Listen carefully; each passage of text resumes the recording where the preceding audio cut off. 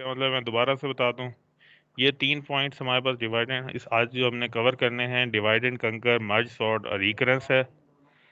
और हमने अभी कहा कि डिवाइड एंड कंकर के अंदर हमने सब प्रॉब्लम्स के अंदर डिवाइड आउट करना है, हर सब प्रॉब्लम को रिकर्सिवली सॉल्व करना है। और जब ये सारे सब प्रॉब्लम रिकर्सिवली सॉल्व हो जाए तो एंड पे हमने उन्हें कंबाइन कर देना है। एग्जांपल हमने मर्ज सॉर्ट की ली।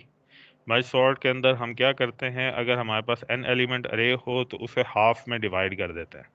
फिर कंकर हम किस तरीके से कर सकते हैं कि हम उस जो हाफ अरे होती है उस पे यही फंक्शन दोबारा कॉल करते हैं टिल वो हाफ होता होता हमारे पास सिर्फ एक एलिमेंट रह जाए जो कि हम कह सकते हैं कि ऑलरेडी सॉर्टेड फॉर्मेट पे मौजूद है। जब हमारे पास एलिमेंट्स सोल्यूशन आ जाए तब हमने उन्हें मर्ज करना शुरू करना है। अब मर्ज सॉर्ट के अंदर हमारे पास हमने क्या कहा, हमारे पास एक अरे है इनपुट के तौर पे, इंडेक्स है हमारे पास स्टार्टिंग और लास्ट। आप सबको नजर आ रहे हैं ना?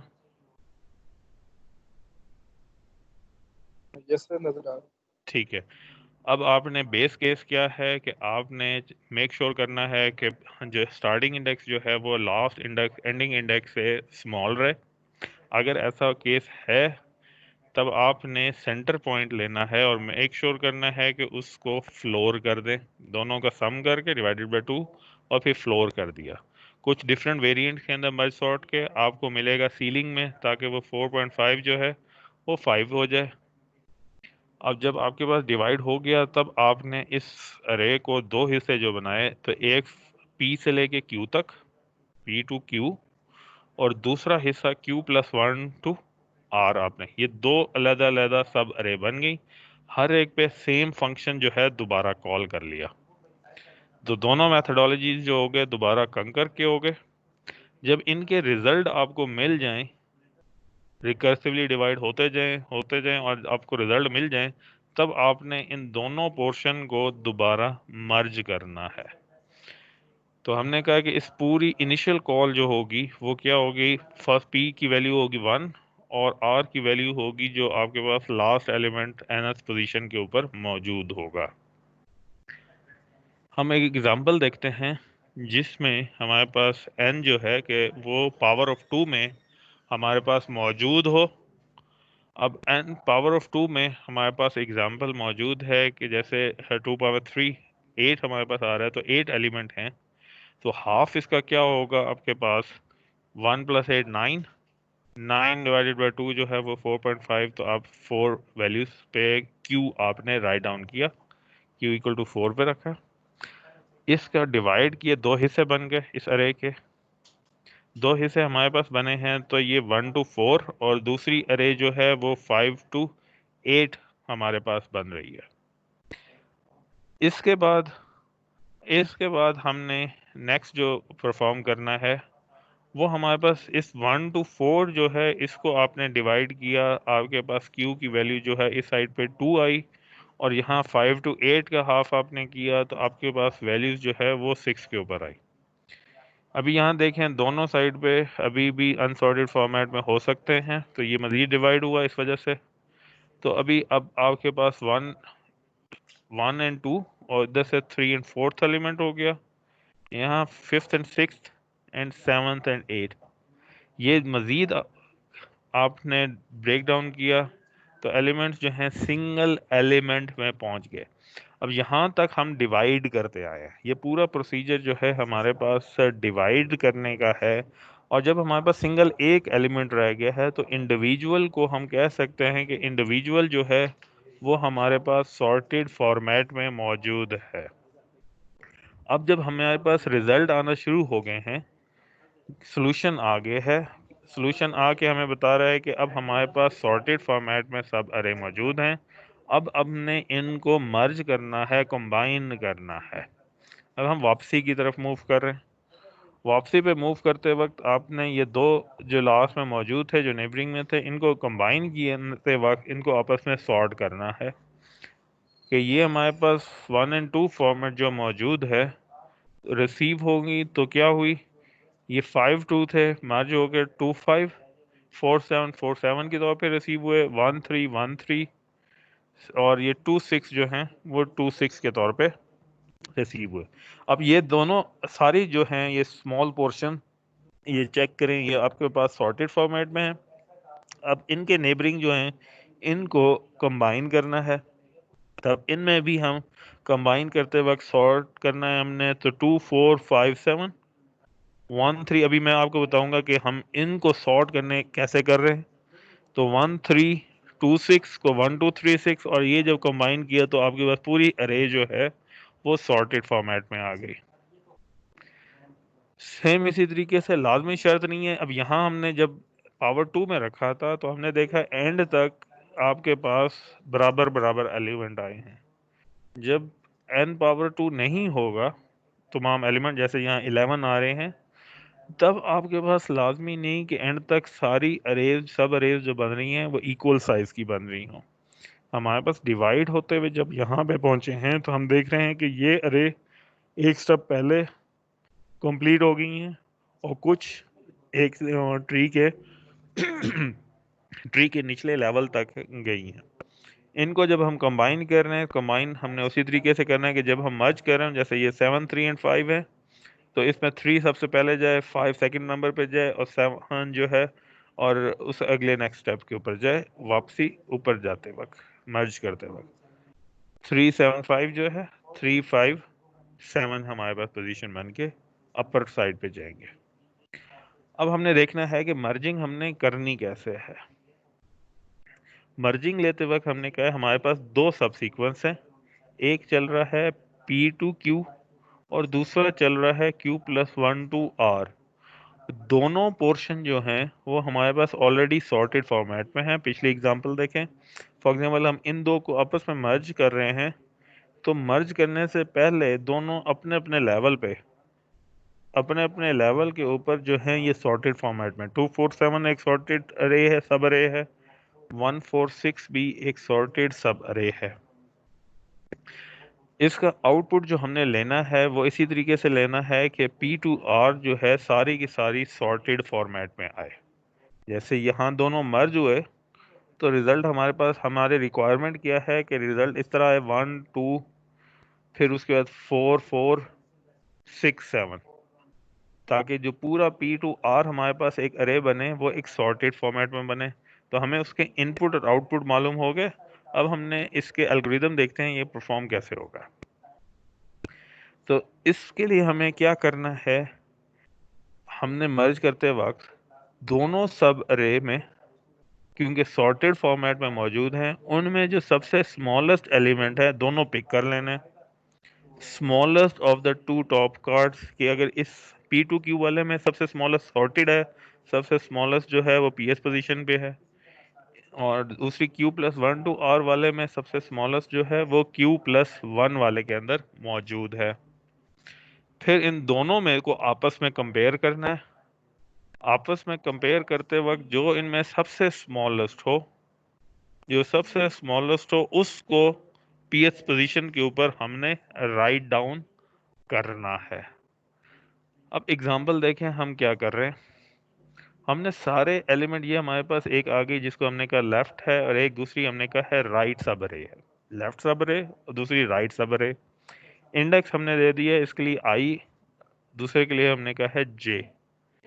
मेन अरे के ऊपर हमने स्टार्टिंग पॉइंट पे एक और वेरिएबल दिया है के का। इन दो से हमने एक एक कार्ड उठाया, जो सबसे स्मॉलेस्ट था इस पॉइंट से पिक हुआ 2, और आर से हमारे पास पिक हुआ 1।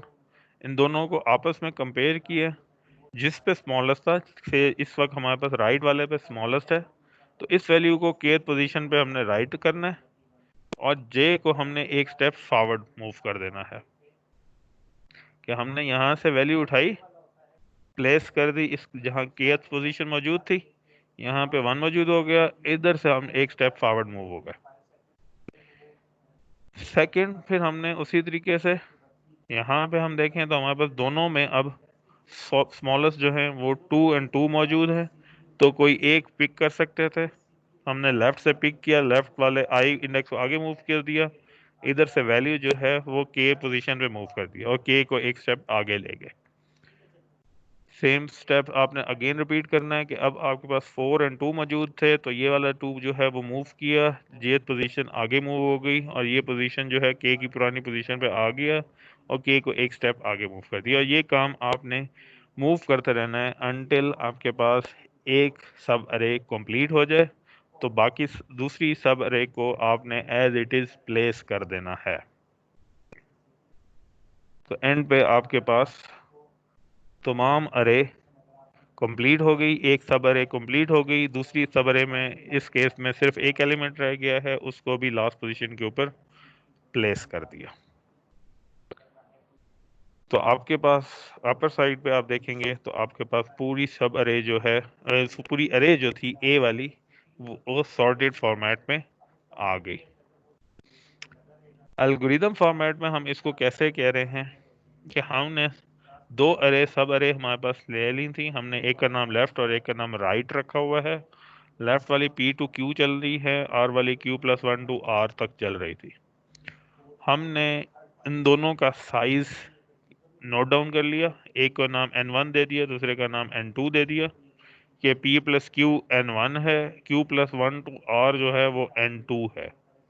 इनके एलिमेंट हमने लेफ्ट एंड राइट में रखे थे। इनके एंड पे नोटिफाई करने के लिए हमने एंड इनको इनफाइनाइट के थ्रू दे दिया, n1 प्लस 1 और n2 प्लस 1 के एलयू को जो है इनफाइनाइट रख दिया, ताकि इंडिकेटर के तौर पे हम यूज़ कर सकें कि यहाँ पे आके जो स्मॉल सब अरे हैं वो कंप्लीट हो चुकी हैं। लेफ्ट और राइट के लिए हमने इंडेक्स वेरिएबल दिए आई और जे, स्टार्टिंग 1 से कर रहे हैं। जो मेन अरे है उसके लिए वेरिएबल दिया के, जो कि मूव करना है पहले पॉइंट से आखिरी पॉइंट तक पी टू आर। इनके अंदर हमने चेक लगाना था, एक एक एलिमेंट पिक करना है जो और उनको आपस में कंपेयर करना है। लेफ्ट का आई और राइट का जे एलिमेंट जो है वो पिक हुआ, कंपेयर हुएंगे। जो इनमें से स्मॉलेस्ट है, लेस और इक्वल टू में भी, इक्वल केस में भी लेफ्ट को पहले लेना है इस वेरिएंट के अंदर। तो जो वैल्यू स्मॉलेस्ट है, अगर लेफ्ट स्मॉलेस्ट है तो लेफ्ट वाली जो वैल्यू थी, लेफ्ट आई वैल्यू थी, वो ए के अंदर जो केस पोजीशन मूव हो रही है उसके अंदर प्लेस ऑन हो गया और आई एस को मूव कर दिया। अदरवाइज जो राइट पोजीशन जे पे मौजूद थी राइट सब अरे में, वो इंडेक्स उठा के केथ पोजीशन में मूव किया और राइट साइड पे इंडेक्स जो है जे उसको आगे मूव कर दिया। और ये सारा स्टेप्स इसी तरीके से यहाँ पे आपको नजर आ रहा है कि आपके पास लेफ्ट और राइट अरे मौजूद थी, इनके इंडेक्स आई और जे पे हैं।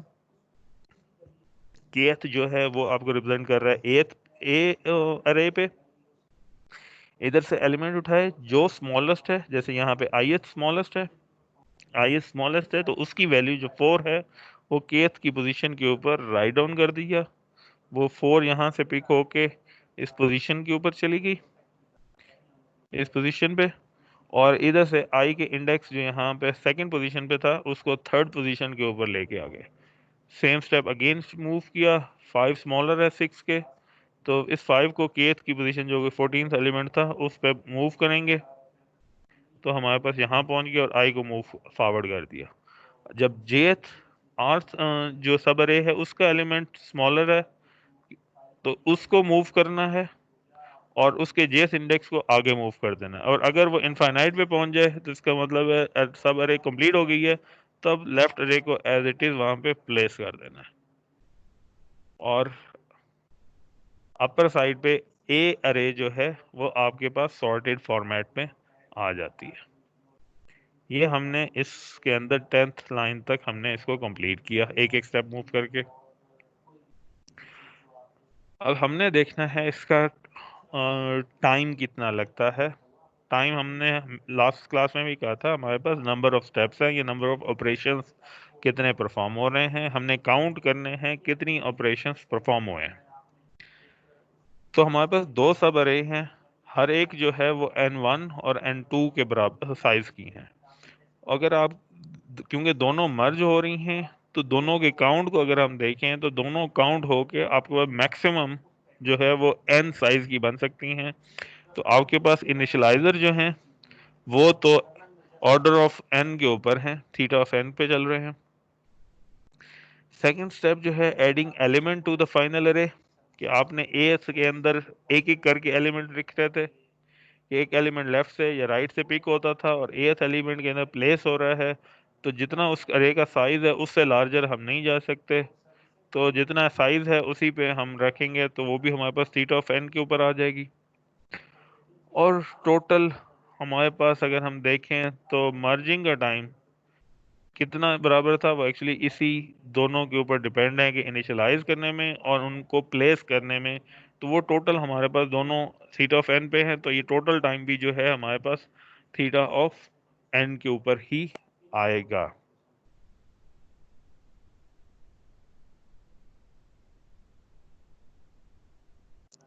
अब हम देखें कि आगे हमारे पास पूरे एल्गोरिदम में जब हम डिवाइड कर रहे थे तब हमारे पास कितना टाइम लग रहा था।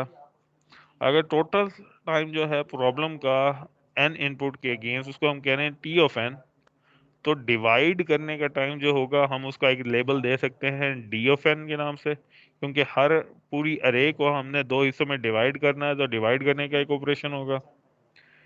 फिर उसको कंकर करने का टाइम होगा, कितने हिस्सों में डिवाइड किया, अगर हम कह रहे हैं ए सब प्रॉब्लम्स में डिवाइड किया है, तो ए इंटू जो टाइम लगेगा साइज एन बाय बी में हमने कन्वर्ट किया, तो एन बाय बी जो हमारे केस में हमने कहा था कि एन बाय टू है, उसमें हमने डिवाइड आउट किया, और कंबाइन करने का टाइम जो है वो हमारे पास सी कांस्टेंट ऑफ एन के अंदर हमारे पास सॉल्यूशन कंबाइन हो रहा है। ये अभी हमने देख लिया कि मर्जिंग का टाइम जो है वो हमारे पास थीटा ऑफ एन के अंदर आ रहा है, तो हम कह सकते हैं कि कंबाइन टाइम जो है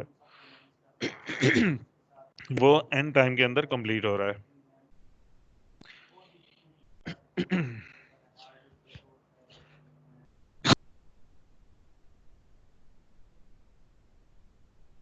यहां तक सबको क्लियर है?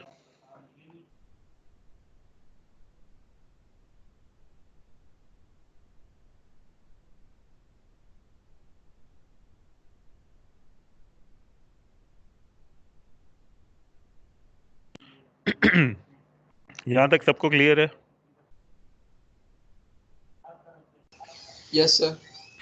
ठीक है। हर हर स्टेप के ऊपर सवाए आखिरी जिस पे कंपैरिजन हो रहा था P लेस देन R, तो उस स्टेप पे, उस स्टेप के अलावा हमारे पास हर स्टेप पे एक टाइम लग रहा है कंकर करने का टाइम, एक टाइम लग रहा है डिवाइड करने का टाइम, और फिर एंड पे मर्ज करने का टाइम लग रहा है।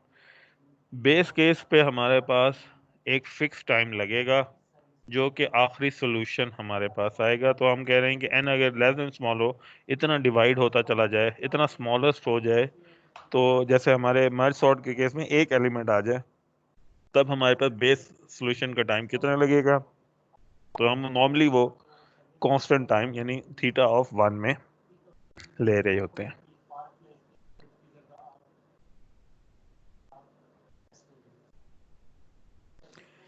अब हम देखें हमारे पास, हाँ, इस मर्ज सॉर्ट के अंदर जब हमारे पास सिर्फ एक एलिमेंट रह जाता है मजीद हम डिवाइड नहीं कर सकते, तो हमारे पास इसका सारा टाइम जो है डिवाइड करने का वो सिर्फ एक ही एलिमेंट के अंदर रह जाता है, एक ही कांस्टेंट टाइम उसका हो जाता है थीटा ऑफ वन के अंदर। अगर एक एलिमेंट ना हो तब हमारे पास क्या है, हर दफ़ा हमने दो सब अरे बनानी है, और हर सब अरे के अंदर एलिमेंट साइज जो है वो हाफ करना है, यानी कि पिछली एन थे तो अगले जो होंगे वो एन डिवाइडेड बाय टू होंगी, और इस तरह हमने दो हिस्सों में लेके जाना था। ये अभी हमने इसमें देखा था, ये हमारे पास एक पी टू क्यू रहता है और दूसरा Q plus one to R तक मूव कर रहा है, तो हर दफा दो हिस्सों के अंदर डिवाइड हो रहा था।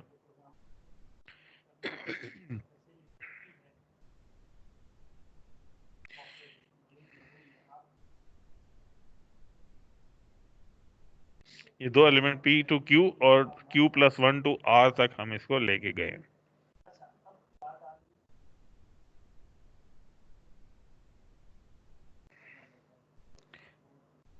अब तीसरा काम आपके पास रह जाता है मर्ज करने का टाइम, वो अभी हमने कैलकुलेट किया है, वो थीटा ऑफ एन के ऊपर है, थीटा 1 हमारे पास जब n इक्वल टू 1 हो, तो हम इस पूरी जो टाइम हमें लगना है मर्ज सॉर्ट को एनालिसिस करते वक्त, तो वो हमारे पास 2 टाइम्स लगना है जब हम किसी एक को हाफ पोर्शन को सॉल्व कर लें। यानी अगर हमने n सॉल्व करना है, t ऑफ n मालूम करना है, तो हमें t हाफ का आंसर मालूम होना चाहिए प्लस जो कंबाइन का टाइम है थीटा ऑफ n, और ये मुसलसल हर एक पे एक्सटेंड करता जाएगा टिल आपके पास n की वैल्यू जो है 1 है, उससे ज़्यादा डिवाइड आप 0.5 पे नहीं लेके जा सकते। वहां पे हमारे पास टाइम जो है उसका आंसर आ जाएगा, वो होगा 1, थीटा ऑफ 1 आपके पास, या कोई और टाइम आप फिक्स दे सकते हैं, सी दे सकते हैं, लेकिन यहाँ हमारे केस में 1 आ जाएगा। तो ये हमारे पास इसका पूरा रिकरेंस फॉर्मेट के अंदर इक्वेशन बन गई है। अब आगे हमारे पास प्रॉब्लम है कि हमने इसे सॉल्व करना है। कितना हमें टाइम लगे कि जब इस इक्वेशन रिकरेंस इक्वेशन को सॉल्व करें, तो हमारे पास कितनी नंबर ऑफ इंस्ट्रक्शंस जो हैं वो जनरेट हो सकती हैं। तो अगला प्रॉब्लम हमारा बन गया कि हमने डिवाइड एंड कंकर तो कर लिया, लेकिन डिवाइड एंड कंकर करने के नतीजे में हमारे पास रिकरेंस एक इक्वेशन जनरेट हो गई। अब हमने रिकरेंस इक्वेशन को सॉल्व करना है। अब रिकरेंस इक्वेशंस होती क्या हैं? रिकरेंस इक्वेशन में हमेशा ध्यान में रखना है, रिकर्सिव कॉल हमारे सामने आ रहे हैं कि एक इक्वेशन को या एक फॉर्मूले को सॉल्व करने के लिए उसमें से कुछ डिक्रीज करके हमारे पास दोबारा वही फंक्शन दोबारा कॉल होता है, प्लस उसमें कोई एक्स्ट्रा इंस्ट्रक्शंस ऐड हो जाती हैं। जैसे ये इक्वेशन है कि टी ऑफ एन का सोल्यूशन उस वक्त तक मालूम नहीं हो सकता जब तक कि टी एन माइनस 1 का सोल्यूशन मालूम हो जाए और उसके अंदर एन ऐड कर दिया जाए।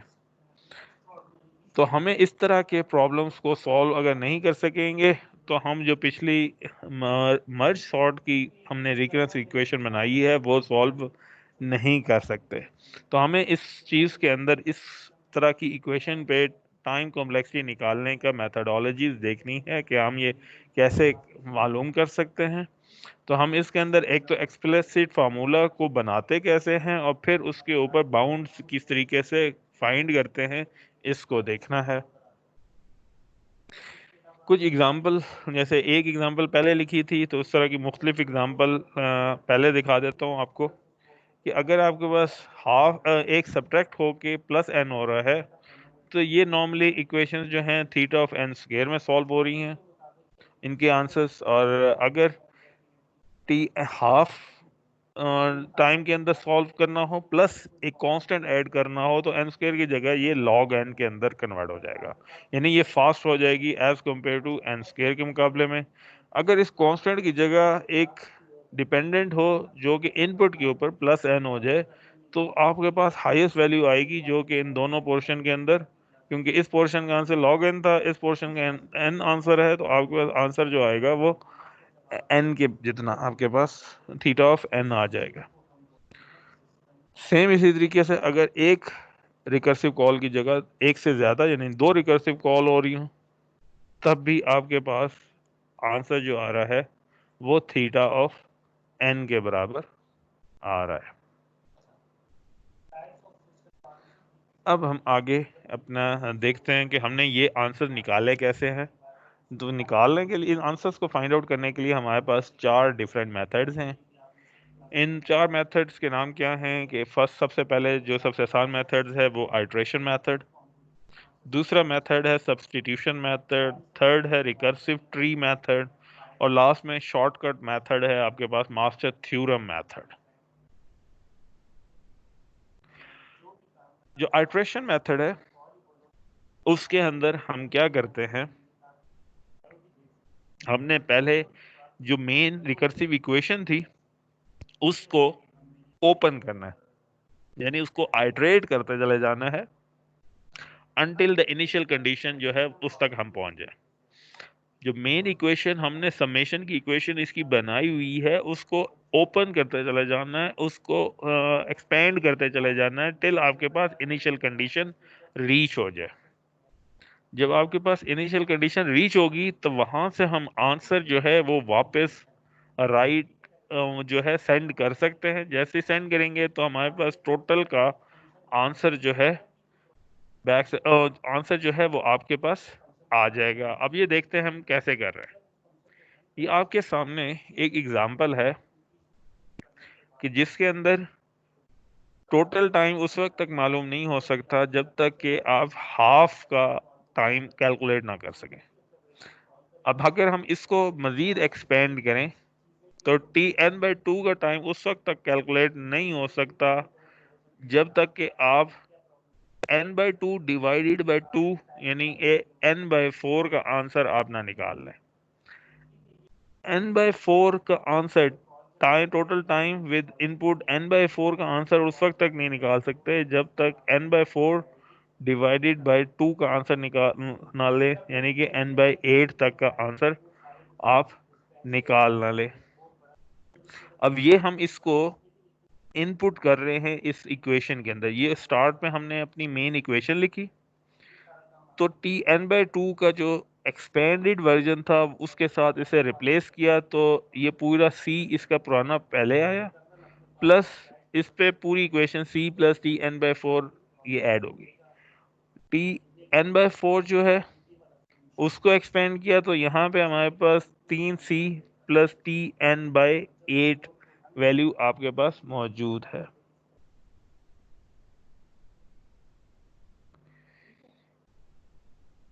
ठीक है, अब ये तीन हमारे पास मौजूद हैं। स्टेप जो हैं ये फर्स्ट स्टेप है, ये सेकंड स्टेप और ये आपके पास थर्ड स्टेप आपके पास मौजूद था।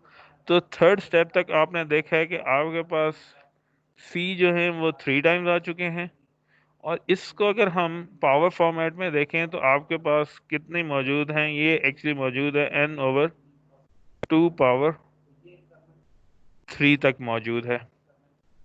और ये सारे अगर आप देखें तो ये आपके नंबर ऑफ कितनी दफ़ा आपने ये काम परफॉर्म किया है उसके ऊपर डिपेंड हो रहा है कि इनर वैल्यू भी और यहाँ सी के साथ भी आपके पास वैल्यू रिपीट आउट कर रही है। तो अगर ये 3 की जगह के टाइम परफॉर्म होगा तो आपके पास टोटल ये कितना लिखा जाएगा, ये आपके पास सी जो है ये आपके पास के टाइम परफॉर्म होगा, यानी पहले 3 दफ़ा था अब ये के टाइम परफॉर्म हो रहा है। और ये वाली वैल्यू आपके पास क्या होगी, T N divided by 2 power के तक। ये पहले 3 था, अब ये वैल्यू के तक बन गई। अब हमने क्योंकि हमने टर्मिनेट करना है, इनिशियल कंडीशन तक जाना है। इनिशियल कंडीशन हमारे पास कब आ सकती है, टी ऑफ वन हमारे पास कब आ सकता है, जब ये दोनों वैल्यू बराबर हो जाए। एन और 2 पावर के जो है वो हमारे पास बराबर हो जाए तो हम इसको एज्यूम कर लेते हैं कि हो गया, ये मुसलसल डिवाइड करते करते ये दोनों वैल्यू बराबर हो गई हैं, तो हमने कहा N is equal to 2 power के। तो अगर हम 2 पावर के डिवाइडेड बाई 2 पावर के करते हैं तो हमारे पास आंसर 1 पे हमारे पास आ गए। अब हमारे पास आंसर आ गया है के टाइम्स सी है प्लस एक दफा टी ऑफ 1 है। हमने यहाँ पे लिखा हुआ था कि n जो है वो 2 पावर k है। दोनों साइड पे इसके लॉग ले लें,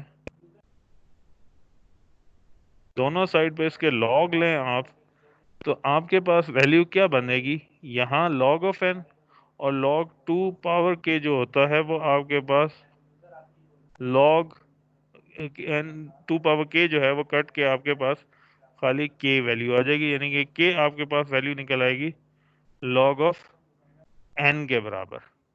तो ये आपके पास आपने यहाँ कहा था के सी के बराबर है, तो सी आपके पास एज इट इज आ गया और के की वैल्यू जो आपने कैलकुलेट की लॉग ऑफ एन वो आपके पास यहाँ पे आ गई। अब इन दोनों में आपने चेक करना है हाईएस्ट कौन सा है। हाईएस्ट वैल्यू आपके पास लॉग ऑफ एन है, क्योंकि ये कांस्टेंट है, ये वैल्यू डिपेंडेंट है एन के ऊपर। तो आपके पास टोटल टाइम आपके पास लगा theta of log of N. इसी तरह दूसरी, यहां तक क्लियर है आप सब लोगों को?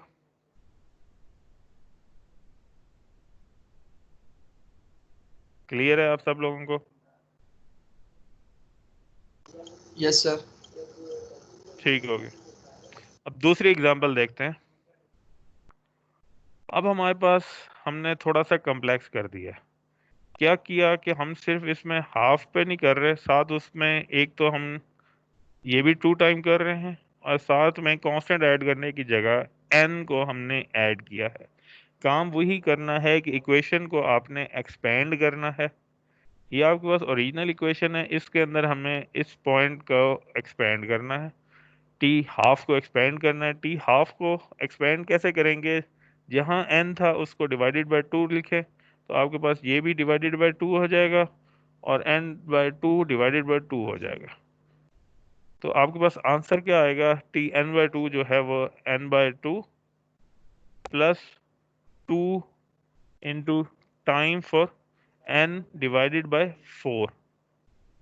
इस पूरी को आपने इसके अंदर राइट डाउन किया तो आपके पास क्या इक्वेशन आई? n यहाँ से आपके पास रिसीव हुआ, 2 से ये कैट हो गया, ये भी आपके पास n होगा, सेकेंड 2 जो आपके पास 2 इंटू 2 4 और ये वैल्यूज आपके पास n बाय 4 आ गई। अब मजीद आपने एक्सपेंड करना है इसी के अंदर n बाय 4, तो टी n बाय 4 आपके पास क्या होगा? n by 4 plus 2 T n by 2 divided by 4। तो ये आपके पास आ जाएगी वैल्यू n बाय 4 जो ये है plus 2 n by 2 divided by 4, तो 4 इंटू 2 8, तो आपके पास ये इक्वेशन आ गई। इसको मजीद एक्सपेंड किया तो ये 3n प्लस 8n बाय 8 आ गया। ith टर्म तक हम जा रहे हैं तो ये आपके पास क्या बन रही है? थर्ड स्टेप में आप लेके आए थे तो आपके पास ये वैल्यूज क्या बन रही थी? 2 3n plus 2 power 3 T n by 2 power 3।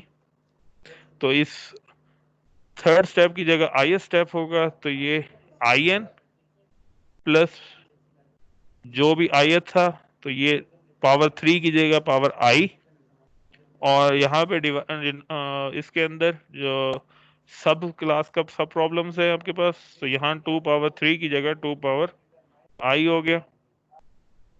यही हमने कहा कि अगर आई एस टर्म जो है वो केथ होगी होगी तो वो के एन और यहाँ पे के। अब यहाँ पे ये टी ऑफ 1 कैसे निकाला? उसी तरीके से, क्योंकि हमने कहा कि आपने वैल्यू लिखी हुई है n divided by 2 power k, terminate करने के लिए इन दोनों को बराबर करना है, इक्वल टू 1 करना है, तो आपके पास n is equal to 2 power k assume करना है आपने, तब आप इसको कैंसिल करके 1 कर सकेंगे। तो n इज इक्वल टू आपने कहा 2 पावर k। अब अगेन लॉग लेंगे k की वैल्यू हासिल करने के लिए, तो आपके पास वैल्यू हो जाएगी log ऑफ n, यानी कि इन दोनों साइड पे लॉग ले लें तो ये log ऑफ n बन जाएगा और यहाँ value simple k base 2 log base 2 आपके पास n आपके पास आ जाएगा।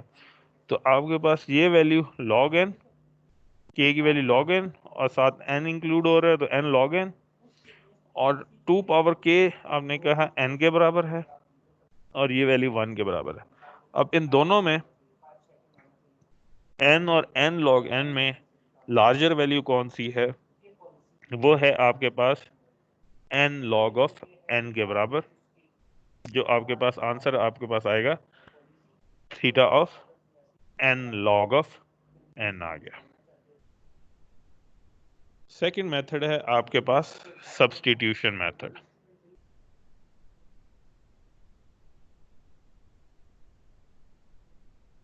सेकंड मेथड, जी कुछ पूछना है आपने? सही है, लास्ट स्लाइड ओपन करें जरा। जी जी सही है, जो सेकंड लास्ट स्टेप है, एन की जी जगह हमने एज्यूम किया 2 पावर के। जी। सही है, जो पहले के एन है इसकी जगह एन क्यों नहीं चेंज किया इधर? यहाँ जैसा पे कि यहाँ हमने n को चेंज नहीं किया, n इज इट इज आ गया, जैसे कि जैसा था उसी तरीके से n हमने राइट डाउन किया। यहाँ हमने k की वैल्यू लिखी है, k की वैल्यू हमने कहा था n equal to 2 power k, दोनों साइड पे लॉग लें तो आपके पास वैल्यू आ जाती है k equal to log of n, यानी k को रिप्लेस किया है log n के साथ, n is as it is आ गया। तो आपके पास आंसर क्या है, n log ऑफ n। और 2k को हमने क्या कहा था कि ये n के बराबर है, ये n एज इट इज आ गया। क्लियर है आपको? Yes sir. और टाइम कॉम्प्लेक्सिटी में आपने देखना होता है कि कौन सा टर्म जो है, अगर एडिशन हो रही है तो कौन सी टर्म डोमिनेट कर रही है, हायर वैल्यू है। जो हायर होगी आपने उसके अंदर उसको राइट डाउन करना है, क्योंकि आपके पास ये इस तरीके से बनता है कि एफ ऑफ एन जो है वो less than C G of N के बराबर होती है, कि उसके लेस भी हो सकती है, उसके बराबर भी हो सकती है। जब हम theta of N log of N की बात कर रहे हैं तो दोनों साइड पे हम कह रहे हैं, तो ये मेन फंक्शन जो है टी ऑफ एन जो है वो बुरे से बुरा भी एन लॉग ऑफ एन से लेस और इक्वल रहेगा। तो इसलिए हम सबसे जो डोमिनेंट पार्ट होता है सिर्फ उसको देखते हैं, जो लॉ जो उससे ज्यादा इफेक्ट नहीं डाल रहा होता for very large value of N, उसको इग्नोर करते हैं। तो हमने सिर्फ एन लॉग ऑफ एन को देखा है, एन को हमने नहीं देखा। सेम स्टेप हमने यहाँ पे भी यही देखा था। इस साइड पे भी कांस्टेंट मौजूद है हमारे पास, टाइम ऑफ वन में हम कर रहे हैं, लेकिन हमने इसको भी इग्नोर किया था। तो हायर वैल्यू जो थी लॉग ऑफ एन, उसको हमने राइट डाउन किया। ठीक है आप लोगों को? अब दूसरा मेथड जो है वो है सब्स्टिट्यूशन मेथड। सब्स्टिट्यूशन मेथड में दो स्टेप्स हैं। पहला स्टेप जो है वो आपने सोल्यूशन को खुद ही गैस करना है। गैस करने के बाद उसको इंडक्शन मेथड के तहत प्रूव करना है कि आपका मेथड स्मॉलर साइज पे भी ठीक चलेगा और फॉर सम वैल्यू ऑफ के पे भी जो है, के स्टेप पे भी ठीक चल रहा है। पहले वाले मेथड में, आइट्रेशन मेथड में, आपने खुद एक्सपेंड करके चेक किया था, फिर आप सोल्यूशन तक पहुंचे थे। इसमें उल्टा काम कर रहे हैं कि पहले सोल्यूशन गैस करते हैं कि क्या हो सकता है, फिर उसे प्रूव करते हैं कि हाँ जो आपने गैस किया है सोल्यूशन वो ठीक है या नहीं है। ठीक। तो उसको सॉल्व करते हुए कैसे हम कर रहे हैं कि अगर फॉर एग्जांपल हमने एक किसी चीज को गैस कर लिया कि हमारे पास टाइम, जो टोटल टाइम लगना है वो big O of g of n जितना है, तो big O of g of n हम कहेंगे तो हम क्या कह रहे हैं कि T of n less than है कि ये constant D into g of N से, for some D greater than zero with starting n greater than starting n naught. ये हमारे पास इनिशियल हाइपोथेसिस बन गया। फिर हमने साबित करना है कि ये सिर्फ हर एक के लिए चलेगा। तो हमने फिर हर वैल्यू के ऊपर इसको साबित करना है कि ये वैल्यू जो ये हमारा हाइपोथेसिस है हर जगह ठीक चलेगा। एग्जाम्पल हम देखते हैं। एक एग्जाम्पल हम देख रहे हैं कि हमारे पास इक्वेशन क्या थी, टी एफ एन, और ये इक्वेशन पूरी बन रही है T N minus one plus N, जो हमें एन माइनस वन करके सॉल्व किया जा रहा है। हमने गैस कर लिया है कि ये डिपेंड करता है big O of N square. हमारे पास कोई फार्मूला नहीं है गैस करने का, हमने जस्ट एक अज्यूम कर लिया कि ये आंसर हो सकता है।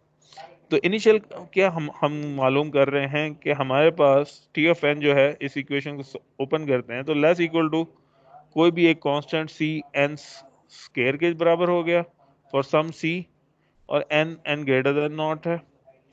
तो हमारा हाइपोथेसिस क्या कह रहा है कि अगर हम इनको भी सॉल्व करेंगे, किसी और को एन माइनस वन को सॉल्व करते हैं, तो वो हमारे पास एक constant C N minus one, यानी जो भी इनपुट के तौर पे होगा उसके स्क्वायर के ऊपर इंटू सी लेस ही रहेगा फॉर ऑल के लेस देन एन।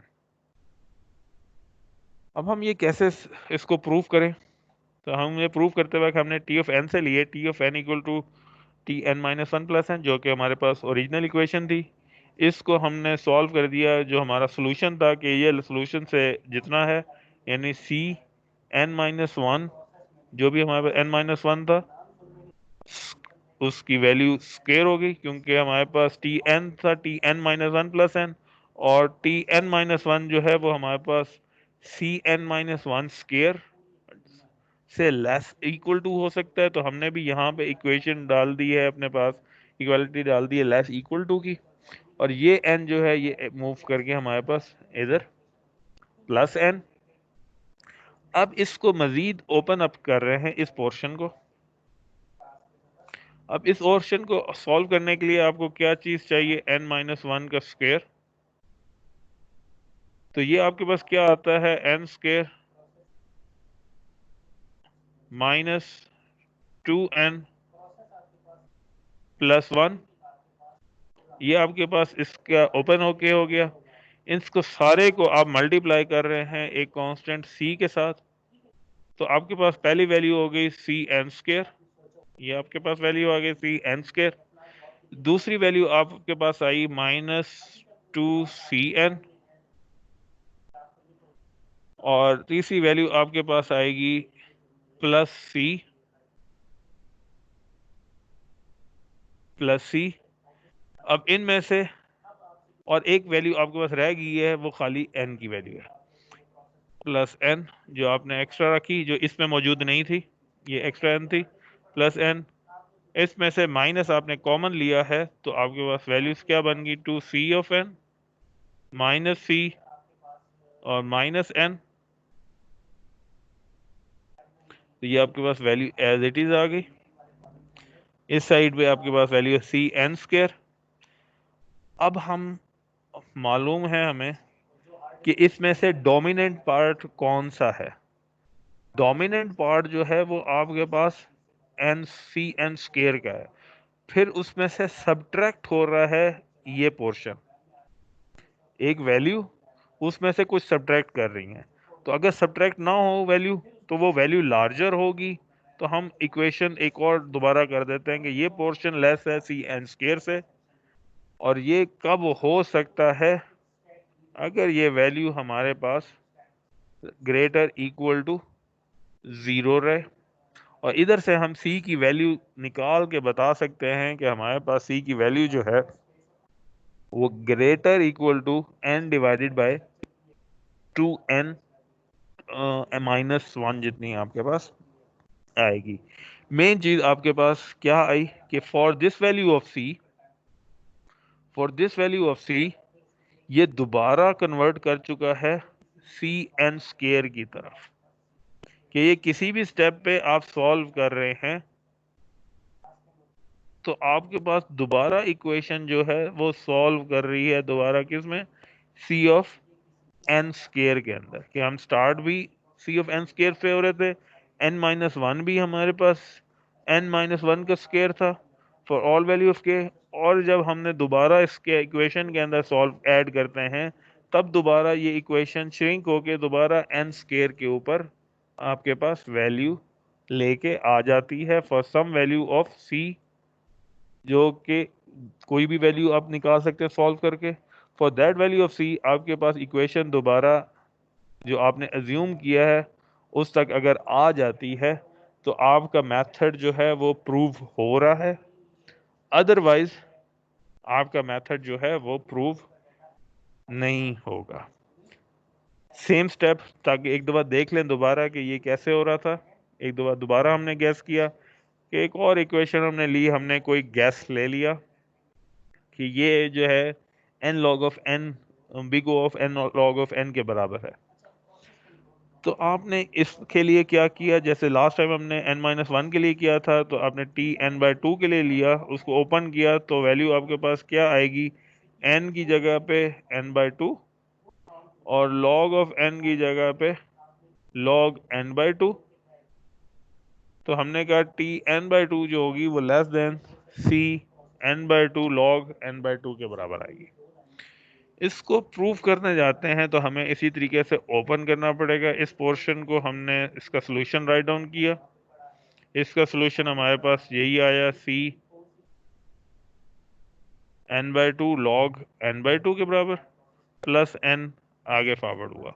अब हमने इस इक्वेशन से मूव करना है, इस तक पहुंचना है। तो हमने इसको ओपन कर रहे हैं, तो हमारे पास क्या हुआ, c into n log by n/2 की जगह जो, क्योंकि हमारे पास आ रहा है c n/2 2c n/2, तो ये 2 जो हैं वो हमारे पास क्रॉस हो गए। और आगे log n/2 आपके पास वैल्यू आनी थी इंटू log n/2 आपके पास वैल्यू आ रही थी। तो हमने अभी इसको मजीद n/2 को सॉल्व करना है, तो हम कर सकते हैं log of n minus log of 2, क्योंकि डिवीजन परफॉर्म हो रही है। तो सिंपल एक पोर्शन के लिए हमारे पास c of n log of n, और दूसरे केस में हमने इसे कांस्टेंट c ऑफ n के बराबर, क्योंकि n मल्टीप्लाई बाहर से हो रहा है और 2 को भी हमने मैक्सिमम तक लेके गए हैं, तो हमने उसको n तक c n ये बाहर से आया, और एक कांस्टेंट हमारे पास वैल्यू आ जाएगी जो log 2 की वैल्यू होगी, उसको हमने इग्नोर कर दिया, तो minus c of n plus n ये हमारे पास एडिशनल आ गया।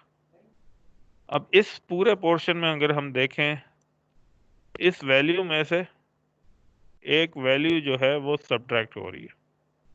अगर हम इसमें माइनस कॉमन ले लें तो ये भी माइनस हो जाएगा, तो ये सारी वैल्यूज हम बाहर निकालें तो ये वैल्यू लार्जर होगी, तो इस वजह से यहाँ पे ग्रेटर इक्वल टू का साइन आ जाएगा। तो हमारे पास इस पोर्शन को देखें तो ये हमारे पास वही था जिसे हमने अज्यूम किया हुआ था। तो हमारे पास ये वैल्यू कन्वर्ट कर गई है वापस सेम सॉल्यूशन की तरफ, तब हम कह सकते हैं कि ये प्रूव हो रहा है। अब c की कौन सी वैल्यू पे ये प्रूव हो रहा है, वो हम इस पोर्शन को minus c of n plus n को हमने रखा कि ये 0 से लेस इक्वल टू है, तो यानी कि c ग्रेटर इक्वल टू 1 के केस के अंदर जो है ये हमारे पास मेथड जो है वो प्रूव हो जाता है। तो इस तरीके से हमने इसे प्रूफ कर लिया है। नेक्स्ट क्लास के अंदर हम इसी मेथड रिकर्जन ट्री मेथड और जो हमारे पास लास्ट में मास्टर थ्योरम मेथड होगा, इसको हम देखेंगे। आज हम फिर यहीं तक इसको कंप्लीट कर रहे हैं।